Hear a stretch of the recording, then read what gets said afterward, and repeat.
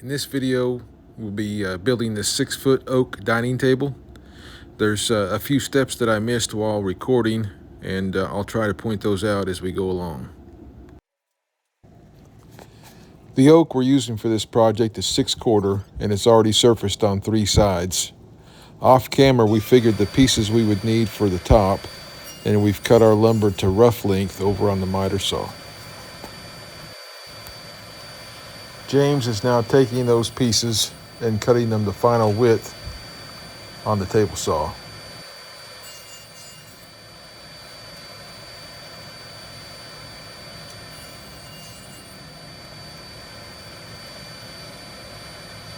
You might notice James is measuring both ends of those boards. They're not straight on that one side, so he's measuring both sides to figure out the most he can get out of each board.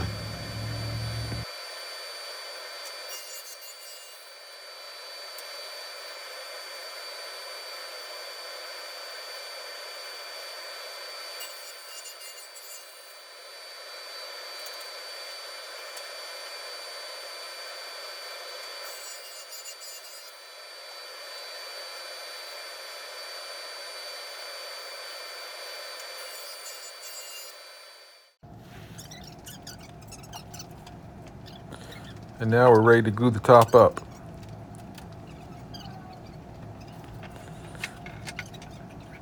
You'll notice we're digging through our boards and laying them out in a certain order. Not only are they different lengths, but they're also different widths. And we took that into account when we were laying out our boards to begin with. We actually just finished another round table that I filmed also.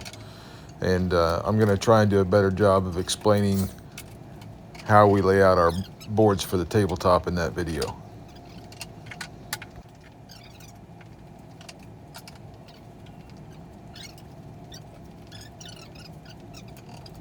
Now you can see here both of us are measuring on both sides, and that's just to get these boards centered on the tabletop.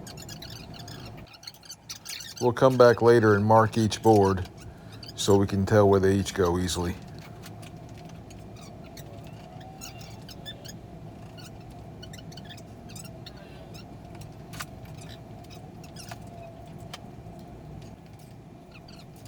Now I'm just measuring to get the center of the tabletop, and we'll use this handy little tool to draw out our circle. And the only reason why we're doing that there is to make sure all of our previous measurements worked out right, and then it's going to fit. It went by pretty quick, so you may have missed it, but we just went through and marked the edges of all those boards so we could see, so we could keep them lined up.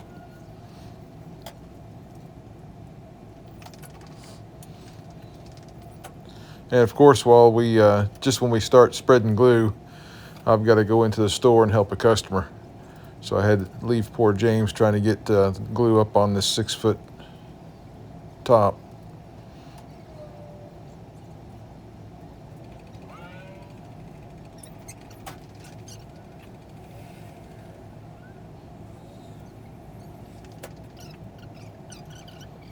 And as soon as I get done with the customer, UPS pulls up.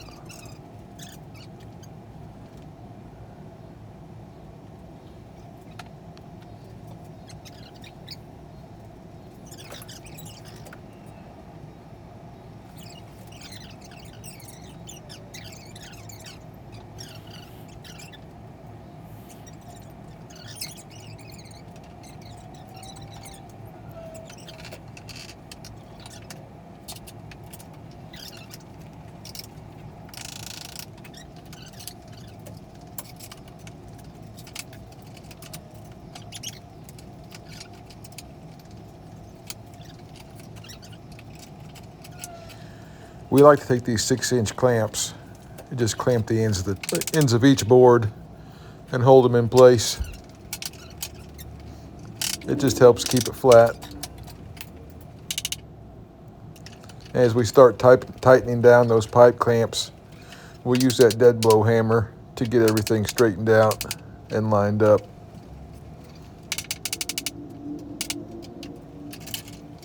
And the 6-inch clamps come back off.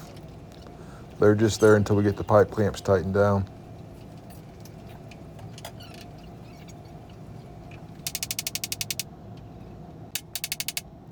Now here I couldn't quite get that board down in place, so I loosened up the clamps while James hammered on it. Now I'm starting on the base, taking the lumber we have left and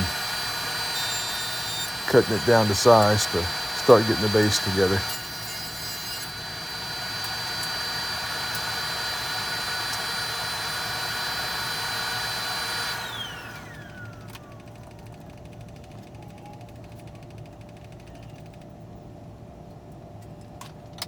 And I'm always breaking out this calculator and double checking myself. I've already figured everything once and it's on that clipboard, but I always get the calculator out and try to check it again.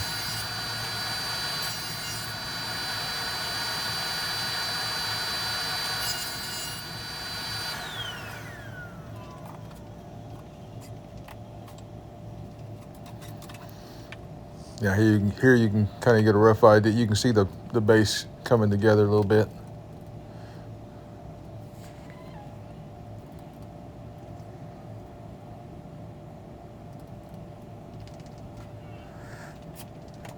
That bottom rail will we'll use mortise and tenons to put it in with the legs. And in the top, we'll use half lap joints.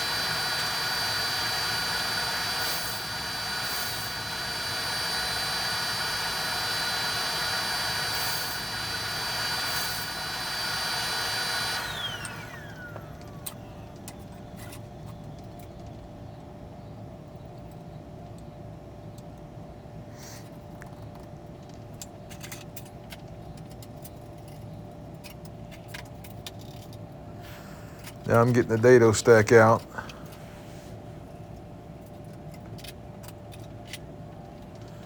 And I'm gonna start cutting my tenons.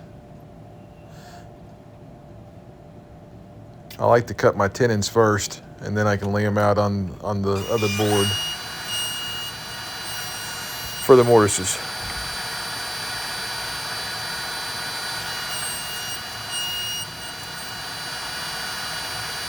This is just a test piece, a cutoff that I got out of the trash to make sure the height was right on my blades.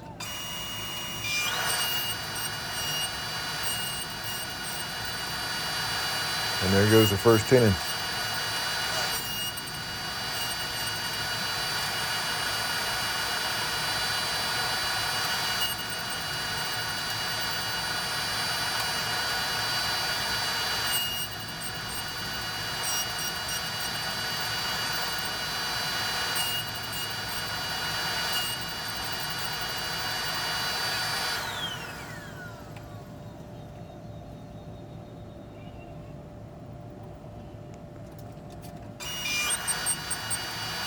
Those boards are 1.5 inches thick, and we're doing a 3/4 inch mortise and tenon.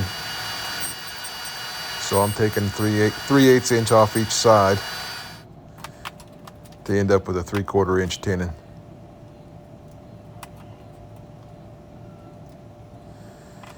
And on the top and the bottom, on a joint like this, I'll just take 1/8 inch off, just enough to hide your mortise. And now we're at the mortiser.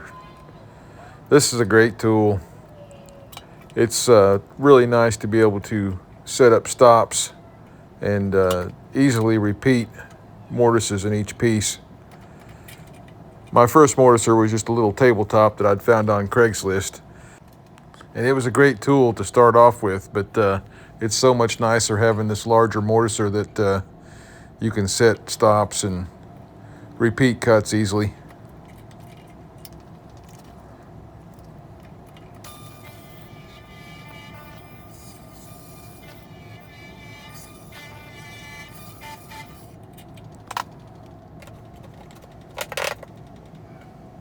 And it's snug, but it fits. So I'm gonna cut the rest of them.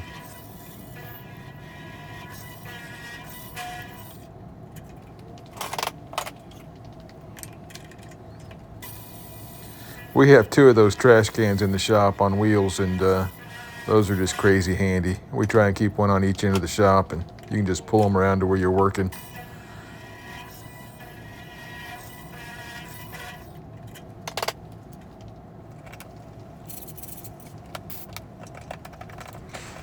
Yeah, that mortiser gets the majority of it, but the corners are still messy.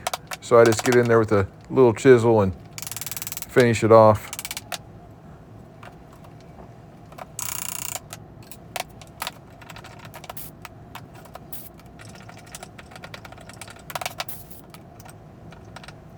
And the air hose is great for cleaning out those holes.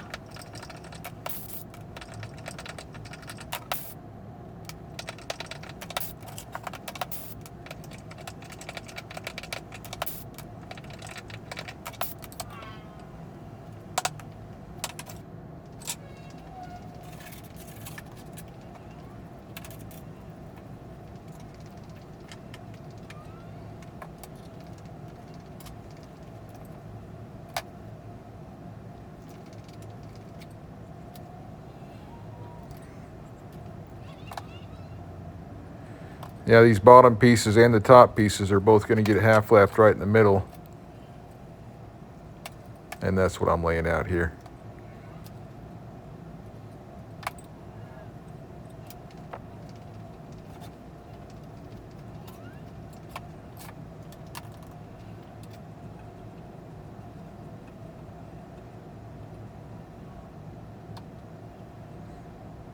This little gauge to set the height of your blades is awesome. Love that thing.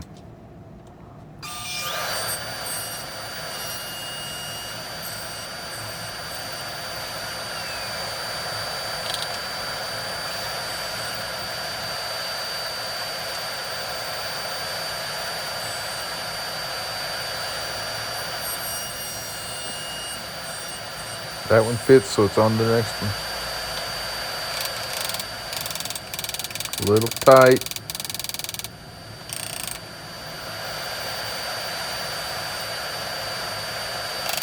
And that fits like a champ.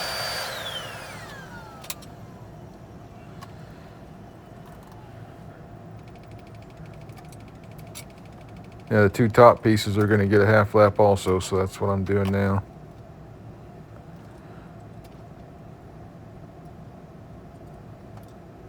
They've been cut to their finished length, so they're ready to be worked on.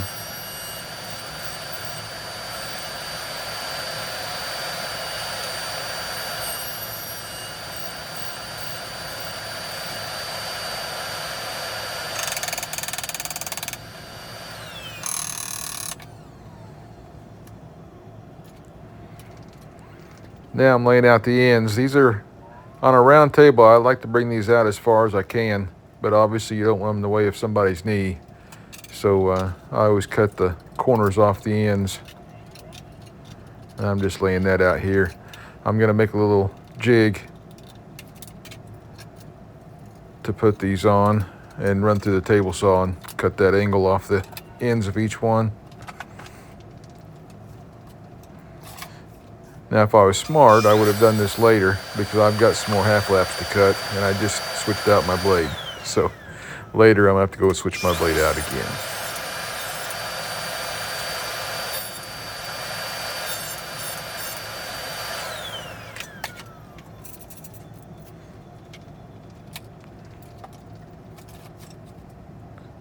When you have a list of things to build for customers, you really need to think about workflow. Little things like that just take up a little extra time. And if I would have thought that through,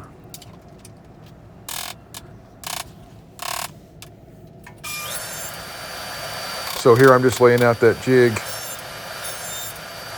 and I'm making those blocks just a little thinner so the finish nails I'm going to attach them with will go through and hold them in place.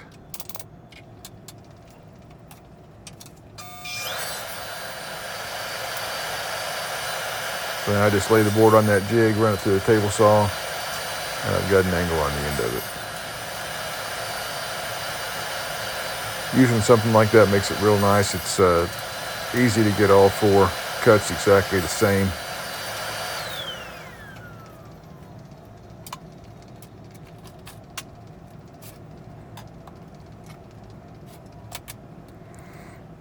I'm getting ahead of myself here. I'm starting to glue these two pieces together, and I haven't cut my half laps in them yet, and I'll realize that here in a second.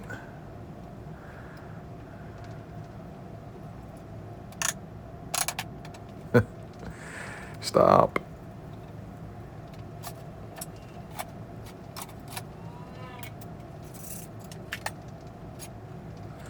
So the legs are going to come up on each side of this, and they're going to half lap also.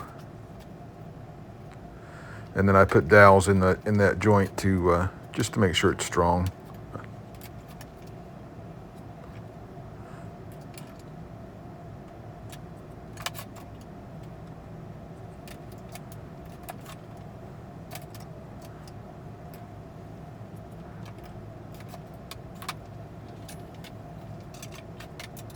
And I'm putting the dado stack back on.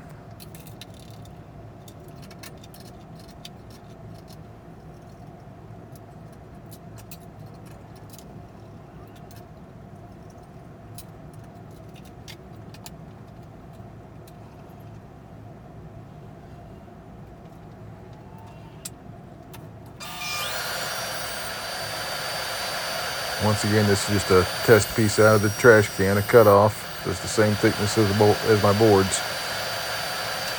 Now I'm running it through to double check the height on the... And there's my wife telling me it's time to go home for the day. All right, next morning, back at it.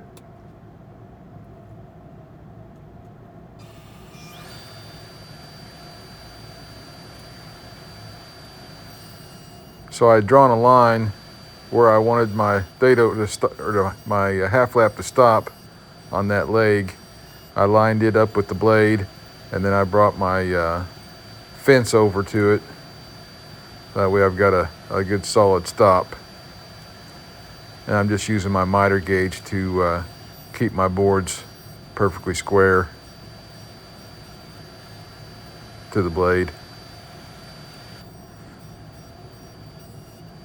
You saw James finally coming to work there.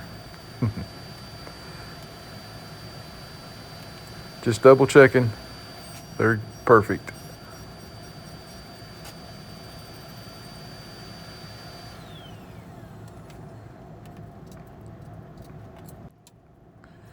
Now the legs are all done, and I already have my half laps laid out on the top pieces, but I'm going to go ahead and put a leg and an apron and another leg together and lay them out on that top piece just to make sure that all my measurements are right. It sucked to get this far along and mess up this cut.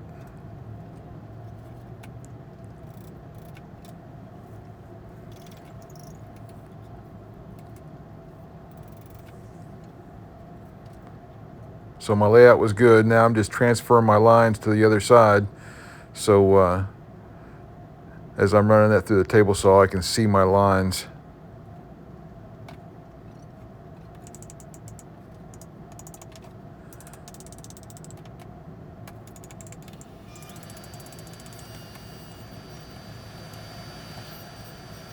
I put a spoiler board behind that, so just to help with the tear out, especially on the initial cuts. I'll cut each side of the half lap first and then clear out the middle.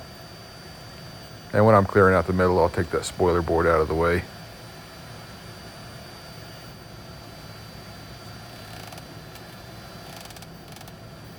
Still a little tight.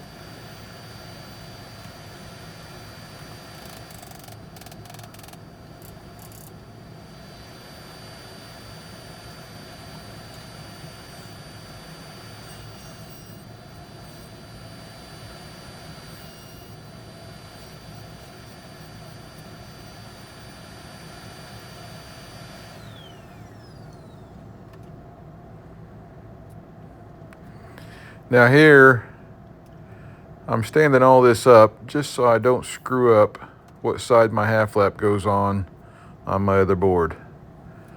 And I still screw that up. That second board I end up remaking. I do all that off camera. Don't ask me how I put those on the wrong side, but I did. You'll see me put that together later and start attaching it to the bottom and realize it's not going to work.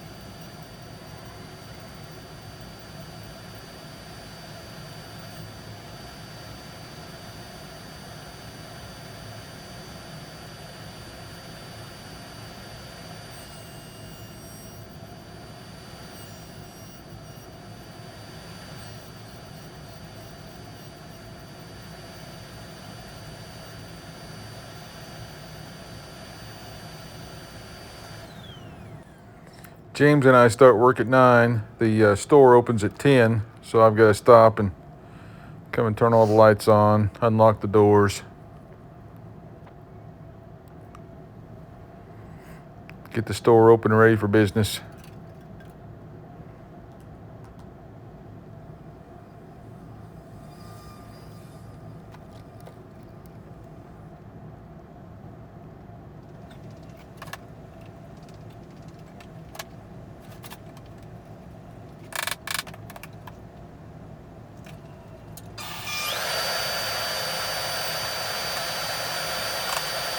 All this work and I end up redoing that board again.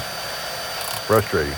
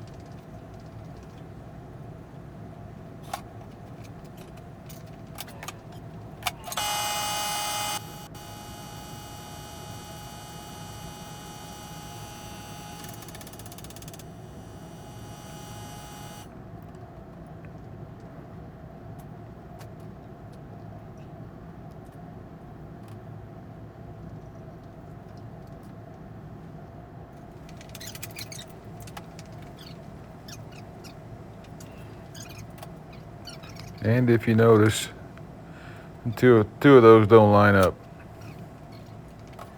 So that's going to come back apart. Now I've got a new one made. And this all goes together really well. You can see to the left there, the top. We'll be cutting it into a circle here shortly. Now here's something I missed for recording after I got this together. After the glue dried, I came back and put dowels in these joints. I just drilled straight through and put 2 dowels in each one of these half laps, and did not get that on camera. So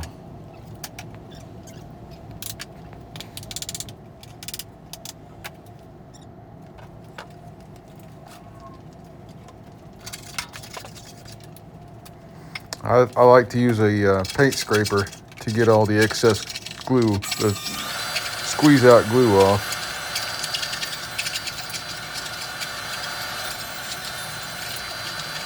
James is starting on a coffee table over there. We usually have 2 or 3 projects running at the same time.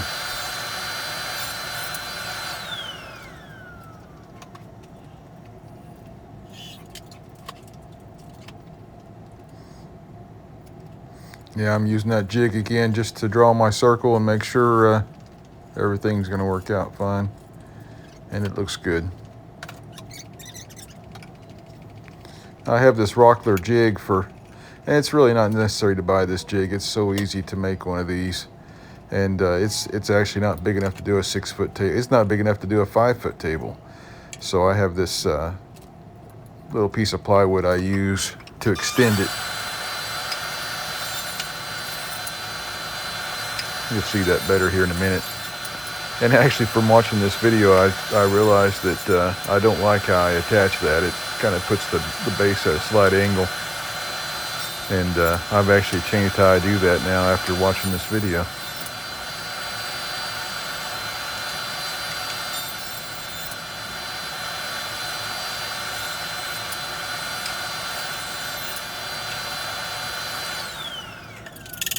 You can see there the angle I'm talking about. I've never noticed it causing a problem, but I don't like it, so I fixed it.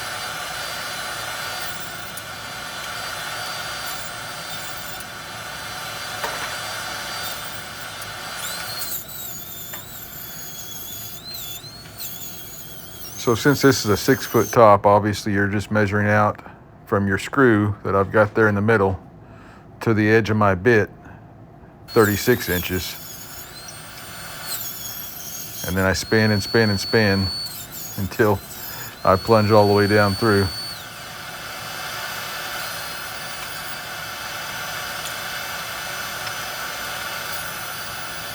And now we have a round top.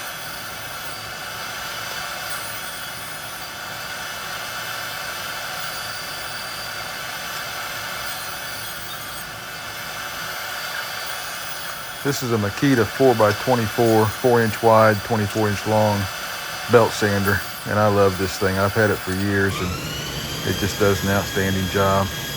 I don't know if you've ever seen one of these, but it's just a big eraser, and it's made for doing this. It's great for cleaning up your belts. I use it on that. I don't know if you can see back in the back of the shop there. We have a rigid sander, and I use it on it too to clean it up. It seems to go faster for me to sand across the grain when I'm trying to flatten out these boards. But when I do that, obviously you create a lot of scratches in the boards. So then you have to come back and sand straight, and that's what I'm doing here. This has been sped up an incredible speed, difference in speed. Now I'm coming back with my 5-inch Mirka orbital sander and giving that a final sanding to 80 grit. This is just the bottom side of the table, and we'll sand it to 80 with that Mirka.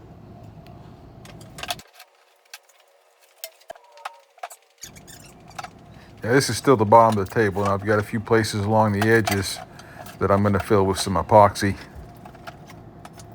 just so it has a nice clean edge. That red tape you saw me using is called tuck tape, and it's crazy sticky, and it's the best thing I've found to use to keep the epoxy from getting through. That spot over there is a little long, so I'm going to fill the back of it up with some sawdust, just to keep just so I don't have to fill the whole thing up with epoxy. Once again, like I said, it's the bottom side of the table. I'm just making a little dam with the sawdust to stop the epoxy from flowing through there.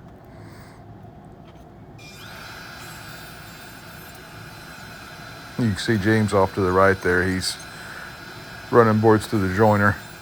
We're dancing between each other a little bit. Now here's the base, and this is one of the things that I did not get on video.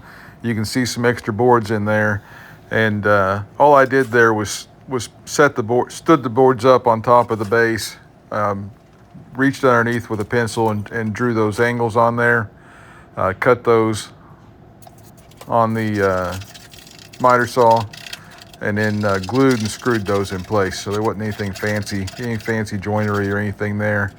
And then also I missed using the router, and I just did a 1/4-inch round over along the edge. Now I'm working on the top side of the tabletop, doing the same thing with the belt sander.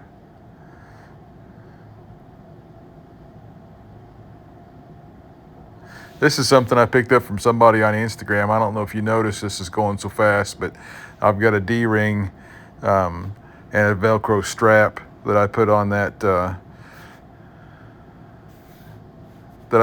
hose, and I can attach that to my belt, and it holds it in place. It's makes it a lot easier. Now I'm just finished sanding the top.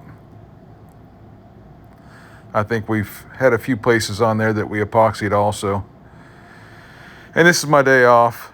Our shop on our storefront is actually right in front of our house, so I can come over and work on my days off. I just got done mowing. Those are my mowing clothes. And I like to stain either after we close or on my day off, and that way that odor doesn't come into the store.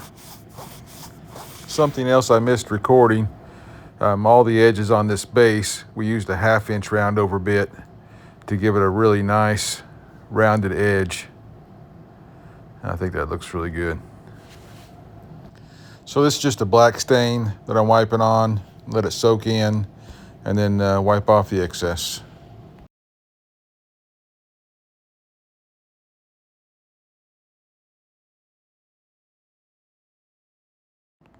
I also missed us putting the finish on the table. We just sprayed Vermont Natural Coatings Polyway. It's a flat on the table, but I think it came out really pretty. Thanks for watching, and if you have any questions, put them down in the comments.